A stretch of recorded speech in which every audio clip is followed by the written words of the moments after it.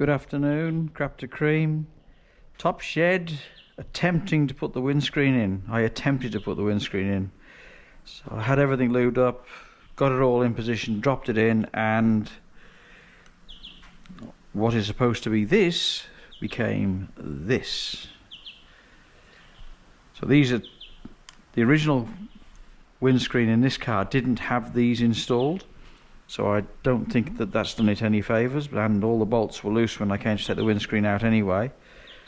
So I had these left over from my other car, so I put them in, and this one broke as I was pushing the windscreen in. So the right hand side went in fine, the left hand side got stuck on this, and then it broke it off, and then that dropped down inside the wing or the scuttle panel, wherever that orifice goes to. It went in there, and I couldn't get the windscreen in, so I had to set the windscreen out again, obviously, because you can't, because it wouldn't fit.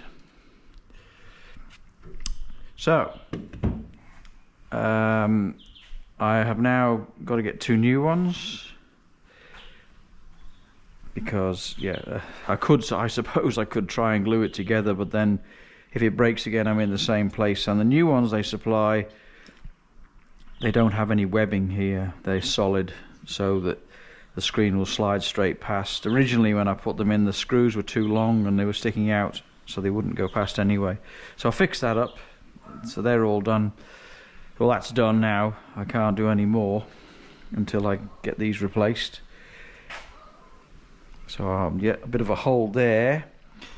Regarding the disc to drum, the drum to disc conversion, the gentleman who I'm dealing with, David, he's been very, very helpful, kept me in the loop with all the communication, and they are making now a new bracket. There is something about the new supply of calipers that they've been given. They're not the same as the original design, so they've had to redesign the back plate bracket that holds the caliper onto the axle. So they're in touch with me, they're keeping me in the loop, very good communicators, and I've been told that I'll have the kit again this week. So if I just get my light.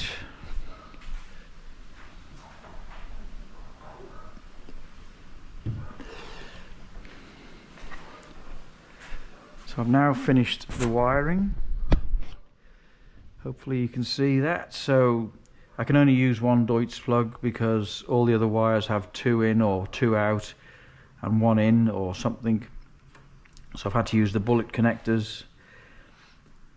I've changed the harness that goes to the gearbox because I no longer have an overdrive, and I've rewired the starter solenoid connector so that goes to that cutout switch that I will show you on the gearbox a bit later on. So that's all set up now. The harnesses are in, and I just pop the engine in now. So as you'll see, I'm been putting the engine back together in the other shed. I'll show you that in a minute.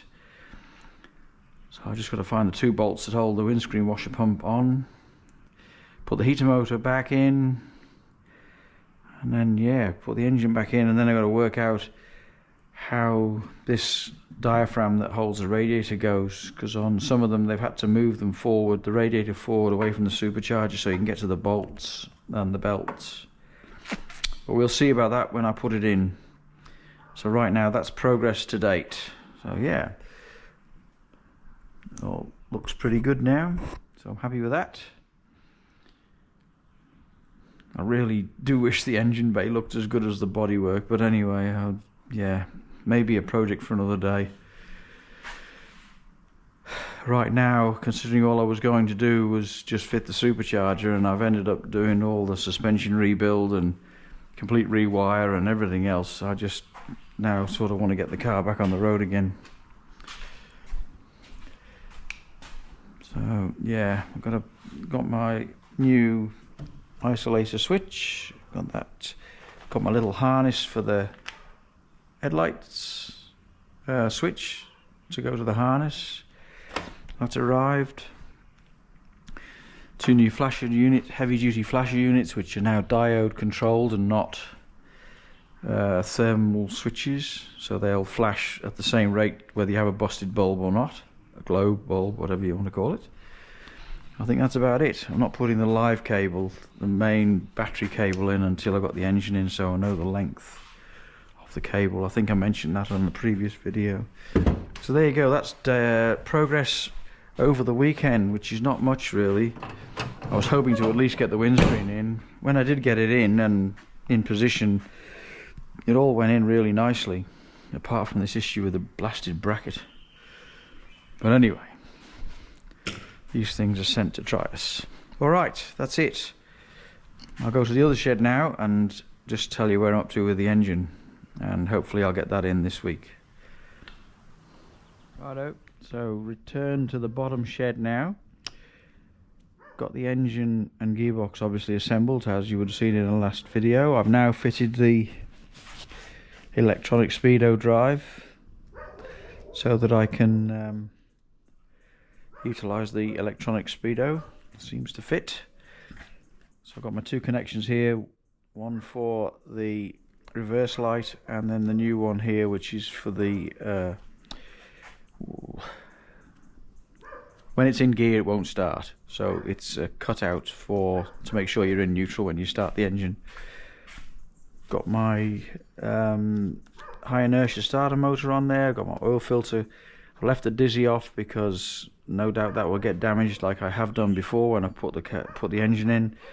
Engine mountings are on now, the new brackets arrived, so I'll put those into place. Obviously the new crankshaft pulleys in to take the serpentine belt, the multi-V belt, serpentine belt for the supercharger. Got the high tensile studs in here and the steel nuts ready to go on because of the additional weight of the supercharger. This engine mounting, yeah, usual pain in the backside, that one, but anyway, it's all done now. So there you go, that's the engine assembled and ready to go back in. As you would have seen with the previous video, I had a bit of a problem with this windscreen, so I'll resort to putting the engine in. So that should go in early on this week, I hope. And then, yeah, we'll progress the installation of the engine. Dipstick should be yellow, I know, but hey, it's red. I've also had some queries about the positioning of this stud. So on my other engine I had the engine mounting the other way round with the studders at the top, and it widened it, so I had to cut threads off to get it to go into the... So this is now as per the book, or the book that I could find, the way that this... But this moves it like fractionally... Sorry, this moved the engine fractionally backwards now. So anyway, it's only a fraction, so I'm sure I'll be able to make it up with the... Because you get a new bracket with the MX-5 gearbox which has extended holes in it, so that you're allowed a bit of misalignment with the cross member underneath because you don't have the normal cross member. I've got to remember to put this back on. I don't need it for the gearbox steady, but I do need it for the hole to hold the gearbox, the exhaust, so I've got to remember to put that back on again. And I think that this now disappears and I have to run a rubber hose because of the where the supercharger is and the pipework off the supercharger, so this won't fit anymore.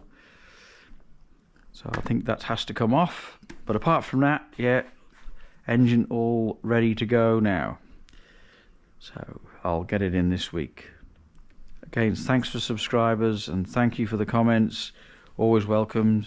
I've got my usual people who comment, and every comment is really, you know, really useful, and in general they are all very constructive, so thank you very much indeed for that. I'll speak to you during the week, more likely when just before I put the engine in or just after I've put the engine in. Alright then, have a nice week, take care of yourselves, bye for now.